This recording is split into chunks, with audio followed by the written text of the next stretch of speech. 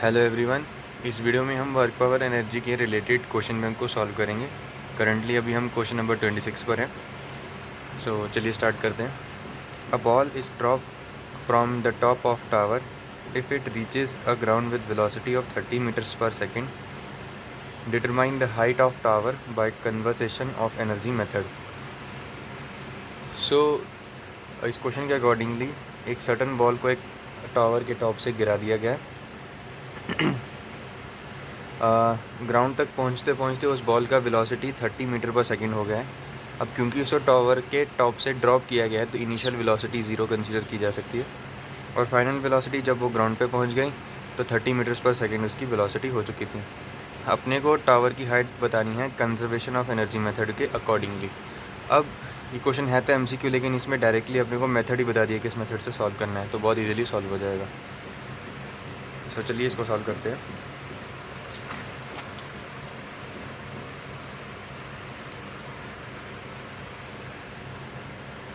Let's say वो उस tower का हाइट h था और ये हमारा ग्राउंड है, और बॉल को इनिशियली यहाँ से गिराया गया, ड्रॉप किया गया, तो इनिशियल वेलोसिटी 0 कंसीडर होगी, और यहाँ तक पहुँचते पहुँचते उसका वेलोसिटी 30 मीटर पर सेकंड हो गया था। इस टावर का हाइट मुझे चाहिए। तो यहाँ पर अगर इस बॉल को मैं किसी एक मिड पाथ में कंसीडर करूँ, लेट्स मिड पाथ में नहीं, मतलब इसके पाथ के अलाउंग जब ये मोशन कर रहा था तो किसी इंस्टेंट पर इसके मोशन को एनालाइज करूँ तो डाउनवर्ड इस बॉल का वेट एक्ट कर रहा होगा, और तो कोई फोर्स इसके ऊपर एक्ट नहीं कर रहा, और ये नीचे की तरफ एक्सेलरेट कर रहा है क्योंकि इसका मोशन इस डायरेक्शन में, तो इसका एक्सेलरेशन इस डायरेक्शन में होगा क्योंकि ये कांस्टेंट स्पीड से नहीं चल रहा है। तो इसका मोशन, इक्वेशन ऑफ मोशन अगर हम लिखेंगे तो वो ma will be equals to summation of fy, क्योंकि यहाँ पर fx तो 0 ही रहेगा, और यहाँ पर समेशन ऑफ fy क्या है, mg। अब यहाँ पर ये ay होगा, है ना, ये भी ay होगा। अब यहाँ पर दोनों के साइन नेगेटिव होंगे तो अल्टरनेटिवली साइन कैंसिल आउट हो जाएंगे, तो यहाँ से ay क्या हो जाएगा, g के बराबर हो जाएगा। तो उसका एक्सेलरेशन मिल गया बॉल का, ठीक है। अब अपने को इस टावर का हाइट चाहिए। अब देखो ये एक्सेलरेशन g है और g कांस्टेंट है, इसका मतलब ये बॉल कांस्टेंट एक्सेलरेशन के साथ मोशन कर रही थी। तो कांस्टेंट एक्सेलरेशन के केसेस में इसका मोशन रेक्टिलीनियर है, यानी कि स्ट्रेट लाइन के अलोंग है, ऐसा हम कंसीडर कर रहे हैं। तो हम इस इक्वेशन को यूज़ कर सकते हैं, v² minus u² is equals to 2a capital H इसका, वैसे यहाँ पर s होता है जनरली, उस s को हमने h लिया है क्योंकि यहाँ पर इसका डिस्प्लेसमेंट h ही तो है। टावर के टॉप से बॉटम तक जाने में इसका डिस्प्लेसमेंट कितना हुआ, टावर की हाइट इटसेल्फ। यहाँ से हमारा h इजीली वैल्यूएट हो जाएगा v² minus u² bye 2ay। तो यहाँ से h का वैल्यू क्या हो जाएगा, v था हमारा 30 का स्क्वायर माइनस 0 का square by 2 times of g। तो ये रिज़ल्ट इवेल्यूएट करेंगे तो आंसर आता है हमारा, तो कैलकुलेट करके इसका आंसर आता है 45.87 मीटर्स अप्रॉक्स। यहाँ पर हमारा option number C correct option answer हो जाएगा इसका। अब नेक्स्ट क्वेश्चन पे देखते हैं। क्वेश्चन नंबर 27 कह रहा है water is to be lifted from a well of depth 80 metre if the power of motor available is 10 kilowatt. Determine the discharge of water. The weight density of water is 9810 Newton पर metre cube. अब question थोड़ा सा confusing हो जाता है क्योंकि यहाँ पर कुछ नए टर्म्स हमारे सामने आते हैं। Discharge of water, discharge of water क्या है, डिस्चार्ज ऑफ वाटर है कि कितना वॉल्यूम का पानी पर सेकेंड के हिसाब से बाहर पंप किया जा रहा है। तो यहाँ पर जो यूनिट है वो मीटर क्यूब पर सेकंड में होना चाहिए आंसर का। ऑप्शंस में जो यूनिट दे रखा है आई गेस वो गलत दिया है, वो एक्सेलरेशन का यूनिट दे दिया है, बट इसका करेक्ट यूनिट डिस्चार्ज का होना चाहिए। अगर मैं डिस्चार्ज को क्यू कंसीडर करता हूँ तो उसका यूनिट होना चाहिए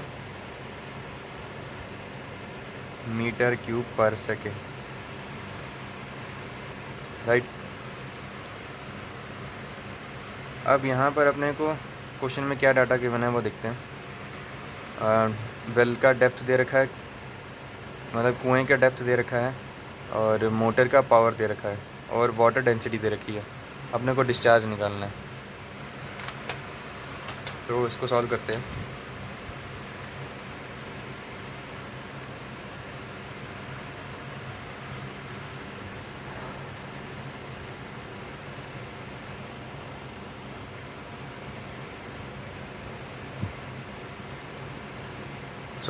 पावर को हम जो मोटर का पावर है वो 10 किलोवाट दे रखा है, सो इसमें 10 की पावर 4 वाट लिख सकता हूँ, ठीक है।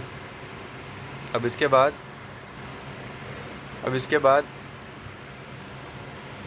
यहाँ पर जो डिस्चार्ज है वो अपने को फाइंड करना है। मुझे डेप्थ दिया है वेल का 80 मीटर्स, एंड यहाँ पर वाटर डेंसिटी दे रखा है, जिसे मैं रो डब्ल्यू लिख देता हूँ, 9810 न्यूटन पर मीटर क्यूब। सो डिस्चार्ज इवेल्युएट करना है। अब यहाँ पर जो पावर है उसे हम लिख सकते हैं water density into height into discharge. अब ये रिलेशन कैसे बनता है, देखो पावर होता है फोर्स इंटू वेलोसिटी, फोर्स को लिख सकते हैं mass into acceleration,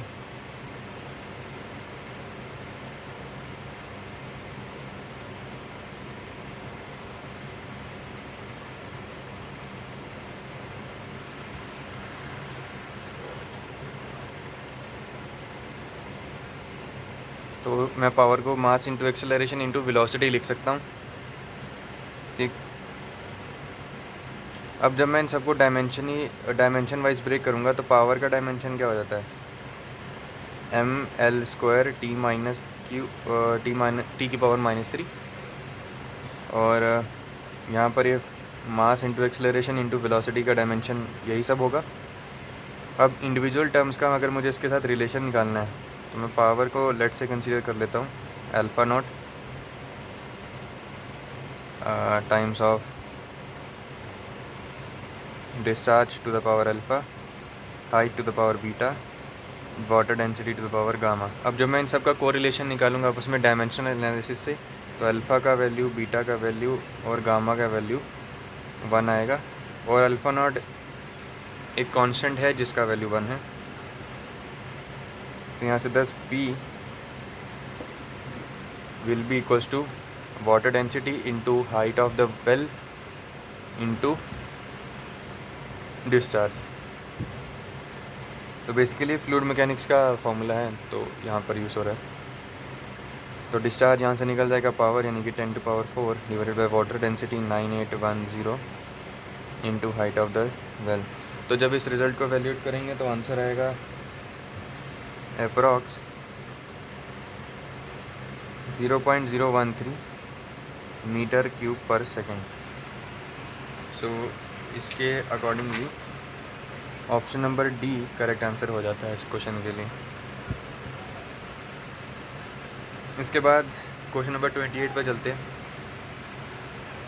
5 men push a bus which had a breakdown. The mass of bus is 7 tons and frictional resistance is 0.25 kilonewton per ton. Determine the work done by men in pushing the bus at constant speed over a distance of 15 meter. तो question में 5 लोग हैं जो बस को धक्का लगा रहे हैं, और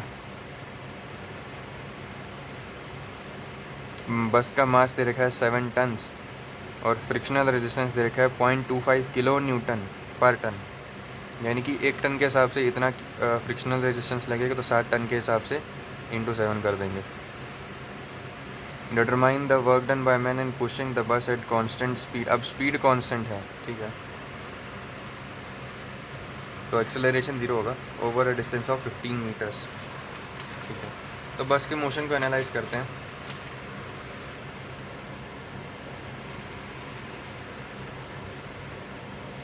सो अगर ये मेरा बस है तो बस के ऊपर फ्रिक्शनल फोर्स एक्ट करेगा कुछ इस तरीके से, और जो 5 लोग धक्का दे रहे हैं उसके करके लेट से एफ फोर्स लग रहा है तो वो आगे धकेलेगा। तो लेट से बस आगे फॉरवर्ड मूव करी तो इक्वेशन ऑफ मोशन क्या हो जाएगा, F minus F R equals to mass of the bus into acceleration. अब क्योंकि कांस्टेंट स्पीड के साथ मूव कर रहा है तो ये एक्सेलरेशन 0 रहेगा, तो ये टर्म 0 बन जाएगी। तो यहाँ से जो आदमी फोर्स लगा रहे हैं वो बराबर हो जाएगा फ्रिक्शनल फोर्स के। ठीक है, तो यहाँ पर work done by man in pushing बस क्या हो जाएगा, फोर्स इनटू डिस्प्लेसमेंट। तो फोर्स यहाँ पर फ्रिक्शनल फोर्स था, डिस्प्लेसमेंट कितना है 15 मीटर का, और फ्रिक्शनल फोर्स कितना लग रहा है यहाँ पर देखो 0.25 किलो न्यूटन लग रहा था 1 टन के लिए। तो 60 टन के लिए कितना लग जाएगा, इंटू 7 इंटू 15। तो जब इस रिज़ल्ट को इवेल्युएट करेंगे तो आंसर आ जाएगा हमारा 26.25 इंटू 10⁻³ होगा तो किलो जूल लिख देते हैं डायरेक्टली, तो ये आंसर रहेगा। और यहाँ पर इसके अकॉर्डिंगली फिर ऑप्शन नंबर ए करेक्ट हो जाएगा। तो इस वीडियो के लिए इतना ही। Thank you for watching.